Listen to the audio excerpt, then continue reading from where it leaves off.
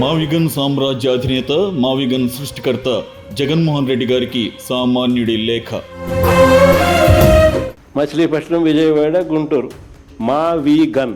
మచిలీపట్నం నుంచి ఎంఏ తీసుకోండి, విజయవాడ నుంచి విఐ తీసుకోండి, గుంటూరు నుంచి GUN తీసుకోండి. మావిగన్ అని పేరు పెట్టండి.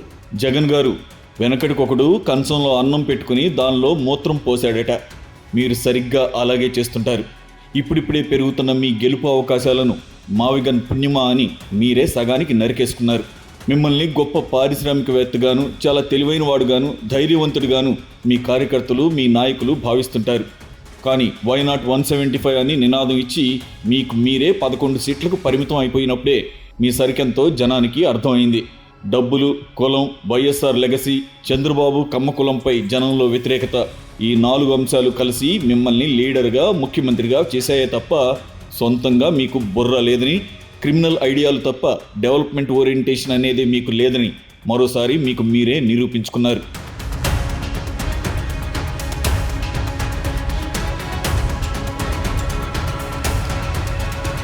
అమరావతి అడ్వాంటేజ్ చంద్రబాబుకు దక్కకుండా మావిగన్ అనే ఒక కొత్త టైటిల్, ప్లాన్ బి ప్రతిపాదనను జనంలోకి వదిలి తద్వారా అటెన్షన్ డైవర్షన్ చేయాలని భావించారు. ఫైనల్గా మీ మానసిక పరిస్థితిపైనే జనంలో అనుమానం వచ్చేట్లు చేశారు. అసలు మావిగన్ ఏంటండి? ఎక్కడి నుంచి సృష్టించారు ఈ మావిగన్ని? మీ పార్టీలో మీకు ఎవడి సలహా ఇచ్చాడు? జనరల్గా సలహాలు తీసుకునే మనస్తత్వం కాదు మీది, కాబట్టి మీకు మీరే సృష్టించుకున్నారా? మొత్తం మీద మావిగన్ ప్రతిపాదన మీ స్థాయిని పాతాళానికి దిగజార్చింది. మీ భవిష్యత్ గెలుపు అవకాశాలను పూర్తిగా నీరుగార్చింది. మీ మావిగన్ ప్రతిపాదనను మిమ్మల్ని సపోర్ట్ చేయలేక, మీ వాదనను రక్షించలేక వైఎస్ఆర్సీపీ నాయకులు, కార్యకర్తలు గెలగెలా కొట్టుకు చేస్తున్నారు. మీకు ఈ ఐడియా ఇచ్చిన వాడి గురించి పార్టీ అంతా వెతుకుతున్నారు. అసలు మీరు 5 ఏళ్ల పాటు ఒక రాష్ట్రానికి ముఖ్యమంత్రిగా పనిచేశారా అనే డౌట్ ఇప్పుడు అందరికీ వస్తుంది. కారణం ఏంటంటే సమయం సందర్భం లేకుండా ఉచితానుచితాలు మర్చిపోయి మావిగన్ అనే ఒక టైటిల్ సృష్టించి జనంలో కన్ఫ్యూజన్ క్రియేట్ చేసి దాని నుంచి లబ్ధి పొందాలని ప్రయత్నించారు. మీకు ఆశ ఉండడంలో తప్పులేదు, కానీ ఇలాంటి దిక్కుమాలిన దేడిదిమాక్ ఐడియాలు జనం మీద కొదిలి మిమ్మల్ని, మీ కార్యకర్తల్ని, మీ పార్టీని మొత్తం సంక్షోభంలో నెట్టేశారు.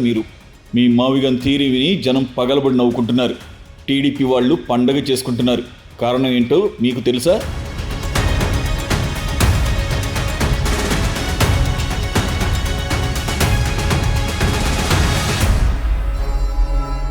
పార్లమెంట్ సాక్షిగా అమరావతికి చట్టబద్ధత వచ్చింది. మరోవైపు అమరావతిలో ఎంతో కొంత పనులు అవుతున్నాయి. రాజధాని నిదానంగా రూపుదిద్దుకుంటోంది. మీ పార్టీ కూడా మేము అమరావతికి వ్యతిరేకం కాదు అని ప్రకటించేసింది. జనం అంతా మంచికో చెడుకో ఆంధ్రప్రదేశ్ రాజధాని అమరావతి అని డిసైడ్ అయిపోయారు.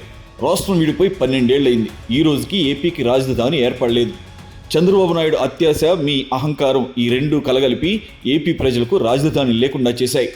మీ ఇద్దరి రాజకీయ అకృత్యాలకు జనం విసిగిపోయి ఉన్నారు. ఆయన అమరావతి అంటాడు, మీరు విశాఖపట్నం అంటారు. అసలు మనకు రాజధాని లేకపోతే వచ్చే నష్టం ఏముంది?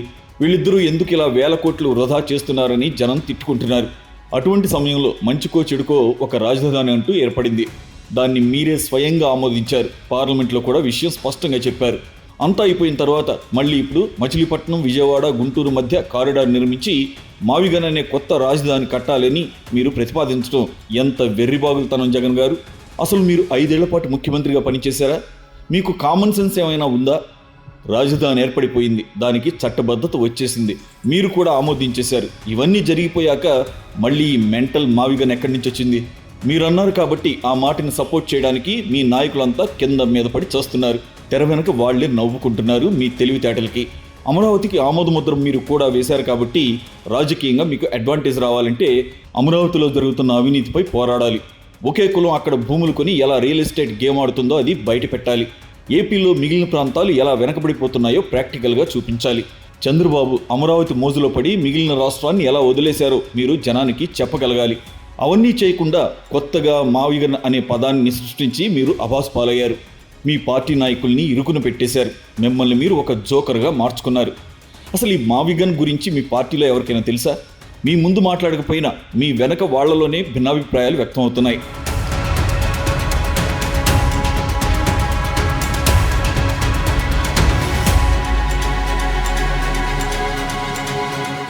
(2019) నుంచి 24 వరకు మీరు 3 రాజధానుల్లో డ్రామా ఆడారు. 5 సంవత్సరాల సమయాన్ని వృధా చేశారు. పోనీ 3 రాజధానులు ఏర్పాటు చేశారా అంటే అది చేయలేదు. జగన్ గారు, మీరు 11 సీట్లకి ఎందుకు పడిపోయారో తెలుసా? ప్రధాన కారణం మీది విశృంఖలమైన వినాశక వికృత మనస్తత్వం. కంటికింపుగా ఉన్న దేన్నైనా నాశనం చేయాలనే ఒక వికృతమైన ఆలోచన మీకుంటుంది. చంద్రబాబు ఇంటి దగ్గర కట్టిన ప్రజావేదికను నిర్దాక్షిణ్యంగా కూల్చేశారు. కానీ అది ప్రజల ఆస్తి, ప్రజల సొమ్ముతో కట్టింది.